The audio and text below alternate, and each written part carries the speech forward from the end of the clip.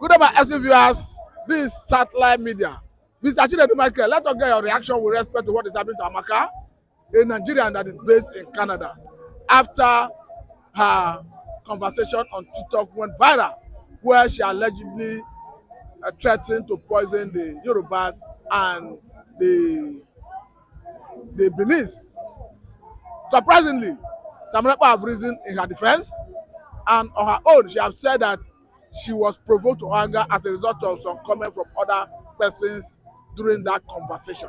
Now get immediate reaction. Why he said it very clearly, and she's not mincing words over it. It was a very clear thing where she's coming from, because Nigeria cannot continue to throw themselves to the gutters over the quest on how to manipulate Igbo hate. We've seen this thing clearly coming from the presidency. Nobody moved. Look at what is happening in the National Assembly now. Every day there's an emergency meeting on Amaka. All of a sudden, Even as we speak, House of Rep have written Canadian government that she should be prosecuted. That's what I'm saying. But unfortunately, I'm not going to see the Prime Minister Todro do that because Canadian government understand what it means to have a citizen. That lady you are seeing there is a citizen. Precious Amaka Stromberg is a citizen of Canada, and she's reacting. If you look at her statement, he said that he was even telling Igbos to rise. The Igbos has been provoked to a point, that we are seeing these reactions now coming from everywhere, and that is how it's supposed to be. For how long will we continue to keep quiet? It is wrong. Has government been able to take decision when such things are being thrown at Igbos? Because she's an Igbo woman, you can see the reaction everywhere that a whole seat of power, Asu Rock, Senate, presidency is in emergency meeting. That tells you a lot of things about Nigeria, and it's very clearly they can never stop Biafra. I'm saying it is clear, and it will get to a point. Maybe it will result. See, nobody say both the Yorubas and the Hausas have not fought a modern war. Igbos have confidently did that without any reservation. And from there, they have even taken themselves to the enemy ground and are exploiting the enemy. Whether they like it or not, they cannot take that away from Igbo. When Ononuga said it, we didn't see the presidency react. We didn't see the emergency meeting. Bola Ahmed Tinubu calling an emergency meeting on Bayo Ononuga, on Red Omokri, on MC Oluomo, on Oba of Benin. Nobody did that. So I said the presidency is summoning an emergency meeting. I said, why didn't they summon emergency meeting when MC Oluomo, Red Omokri, Bayo Ononuga, and the rest of them, the Lagos PDM man that said Igbo should leave Lagos, there was nothing like that. There was no emergency meeting. And these things were happening in Nigeria. But somebody in Canada, reacted to this trash coming from Nigerians. And all of a sudden, you see the president of the whole country calling an emergency meeting. Unfortunately, they are not going to do her anything, even though that there is investigation going on to ascertain the real identity of that woman. I think her identity have been unfaked because all over the social media, I think a picture is circulating depicting of the Amaka in question. Does not make her an Igbo woman until a thorough investigation is being done on that regard. But okay, beyond being an Igbo woman, do you condemn the action? Her action? If there is no action, there will not be reaction. The situation in Nigeria gave birth to the rise of Biafran agitation today. That's the reaction coming from the action Nigeria is giving to the Igbo nation. Now, Tinubu, who is wearing Obi shoe in Asu Rock, does not know what to do with Obi shoe he's wearing in Asu Rock. And that Nigerians, 250 million Nigerians, are facing the consequences of Tinubu wearing Obi shoe in Asu Rock. So that is what we are talking about. Do you mean that Obi shoe fits him? Why is it Nigeria is not moving forward? You went and stole somebody's shoe, wear it, and the whole world is looking at you. If Obi's shoe Tinubu is wearing today in Asu Rock fits him, would have seen. the positive aspect of it. As I'm talking to you now, because of Nigeria is demarketed globally. But some people have said that the statement that came from Amaka, irrespective of what triggered it, had the capacity to set the country ablaze.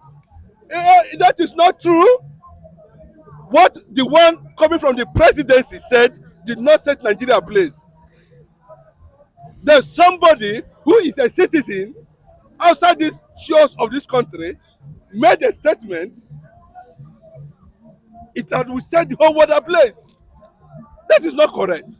Okay, If we are to take it seriously, we should have been by Anonuga, Anonomokri, Lagos Pedia, the Oba of Lagos, MC Oluomo, should have been behind the bars by now. At least, bro, do you know what it means to be a republic? Go and look at the attributes that makes a country a republic. but you take exception to hate speech as a person. What do you mean by hate speech, and how can you define hate speech? Is it as a reaction of the situation on ground that you call hate speech? What do you mean by hate speech? Her statement has been characterized as a hate speech. The characteristics of that statement is a reaction of love to hate. You need to understand that very clearly. We need to understand very clearly. Love to hate, that's a reaction. And a proper investigation has been carried out. Even though there was a seemingly assassination attempt, by some individuals. And consequently, the Canadian government is looking at, the factor that led to that and termed it bullying. It's all over the world. It's all over the social media. Are you saying it's like an insult to stop assault?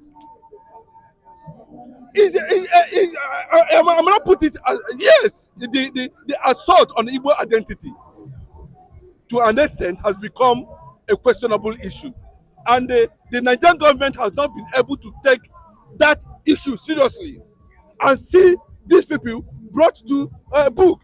Yes, we have power. This is a democratic setting. Everybody have the right to express him or herself. It's not an offense, but in a situation When it threatens people's life and maybe it has to do with the existential threat to people's ethnicity. no, that is not correct. What I'm saying at this point is that he cannot come to somebody's house and say, "I will kill him, I will kill you," until that action is being carried out. Even though it can be seen as a moral offensive statement, if there's no reaction, if there's no justice, if there's no a form of discipline attached to it, then the consequences is what we are seeing today. So the continuous assault on the Igbo nation is the reaction that we are seeing currently now, coming from the Canadian aspect. It that means the hate anti-Igbo sentiment has taken a global level, and it is a welcome development because it will attract international community to pay serious attention and investigate why we should remain in this contraption till now that is already due for disintegration. How are you going to justify that? Because it is Igbo, the whole Aso Rock is going down. Because it is Igbo, the whole National Assembly is in emergency meeting. Because it is Igbo, the northern political class are already, if it threaten the Yoruba feudal political system in Nigeria against the Igbos. But how they're going to survive that will be a story. They will rise, they will wake to see that that statement have given liberation and freedom of Biafra. Okay, thank you for your time, Mr. Chinedu Michael. Let us go to another area.